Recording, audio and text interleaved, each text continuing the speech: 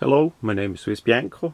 In this video we're gonna look at a Barlow knife from Imperial Schrade made in Ireland.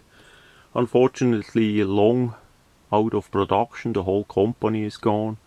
Imperial in Ireland and Schrade in USA. We see the NRA etching on the blade there. So if you remember what year that NRA knife was sold or given out, please post in the comments. We have a simple Barlow design, how it should be. Two layer design with polymer handle. The rivets are nicely flush fit there. We have a clip point main blade, stainless steel as marked, with a nail nick and a pen blade with a nail nick there as well. The quality of the build is pretty good. It's not as perfect as more expensive pocket knives. Those knives were designed as tools, not as collectibles, even as they are collected by some people back then as our days. This one is a used one. In like new condition, no box, so it was quite likely sold in a simple cardboard box. And the Schrade company did close in the year 2004 on their 100th anniversary. I remember that, the Schrade USA company, unfortunately, and everything went to China.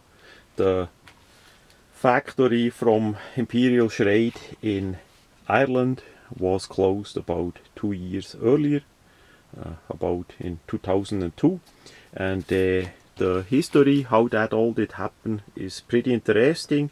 So it did start first with the Jowika Stahlwarenfabrik Eugen Weber and Altenbach KG that was founded in Solingen, Germany in 1928.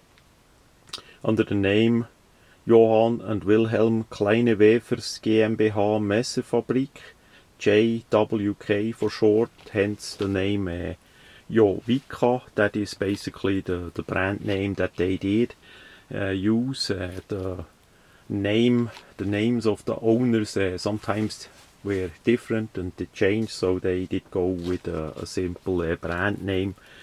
Sold to Eugen Weber in the 1930s. Weber was married to a woman named Altenbach from a family that manufactured innovative low-price pocket knives as well as other cutlery items. So the goal was never to make collectibles but workman knives, so that people have a good quality working item for a relative low price. In the 1960s, Weber opened a branch factory in Listowel, Ireland. That's where that was made. This is located on the southwest side of Dublin on the island. It has a castle and a river named Feale. So by now, again, that they close about 2002. Unfortunately, that by now quite likely you don't see anything there in that city anymore. If you live there, if you did work by Imperial Schrade, please post in the comments how that looks now.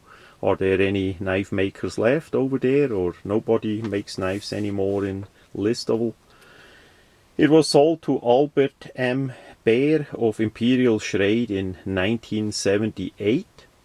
So the German part was pretty much gone, but he kept on the German-born manager of the factory in Ireland.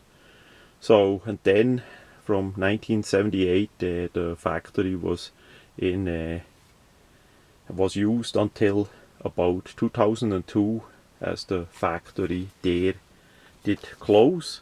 There was still a Jowika factory in Solingen, apparently, and that did close in 1984. I can't remember about that back then, but that brand was quite likely not too big by then. So by 1984 that did close. So yeah, that's about the history part. It's not easy to find out about it. That's why I wanted to get that on the video as well. Now as we come back to the Barlow side, here is the Barlow from Rough Rider, the disaster Barlow I call it. Video is on my channel.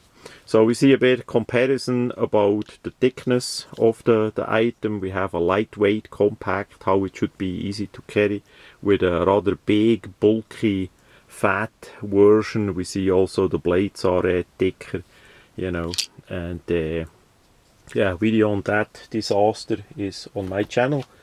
So such a knife is still very useful today, even as the fit and finish is not as 110% like other brands that would still work really well. You have a good grip with a good traction. If somebody remember how that pattern on the scale is named by Imperial Schrade, please post it in the comments too. I can't right now remember that had a name. Back then I met with the Imperial Schrade people many years at the IWA in Nuremberg back then, and then of course they closed the door and did not exhibit there anymore. But I can't right now remember on that pattern. So it would be still a nice pocket knife nowadays. It came reasonable sharp how it is. You can always improve the sharpness a bit more, and put a drop of oil in the by the hinges and all that, by the axis. And I would, if I would carry that, I would put it in a slip sheet. I would also carry it in combination with a minimum classic Swiss Army knife. So you have 3 different blades, screwdriver, nail file, little scissor, and toothpick and tweezer. So then you have a really lightweight everyday carry kit. Of course you can always upgrade to something bigger, like this folding knife from Mercator from Solingen. That would be possible too. It's also relatively thin. You can also of course go more in a modern way with a folding knife that has a lock, if that is legal in your area, or even a multi-tool.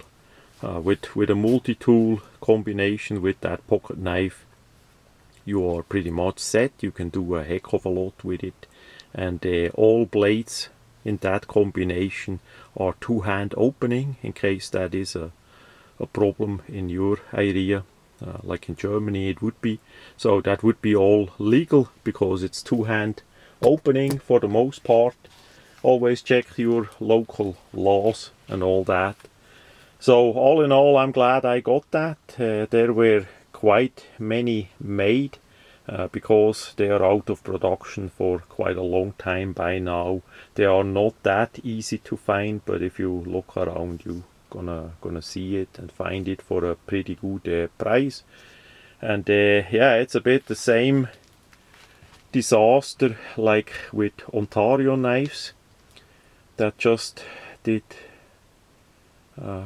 collapse a couple weeks ago, that are no longer be made in USA in the shape how they were, because the factory did close and the machinery quite likely is gone and all that. Anyway, that made me thinking a bit what to get in time, because now, at least from the Ontario knife side, we can still choose a bit what is around. So I did remember about the Irish Schrade, Imperial Schrade side as well back then.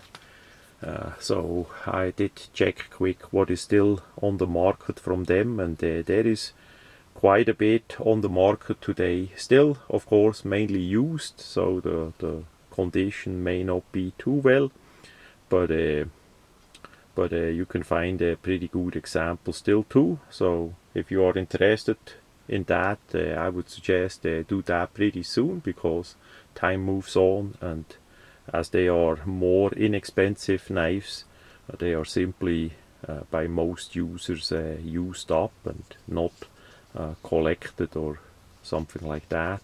They are simply user knives and get used up and then thrown in the trash. Yeah, that is how that is. So that's how it goes in life. Sometimes factory close after many years, unfortunately. But I did find it interesting to research that Imperial Schrade did start in Germany in that regards, and then go over to Ireland, and then got bought out by US people back then. And if we go quick to the Schrade side, that did actually start with Italian immigrants, so way back when. So that's a topic for another video. But yeah, in USA a lot of different people came together, and it's amazing how that did go all over the world in that regard. And yeah, that much about the Schrade Imperial Barlow.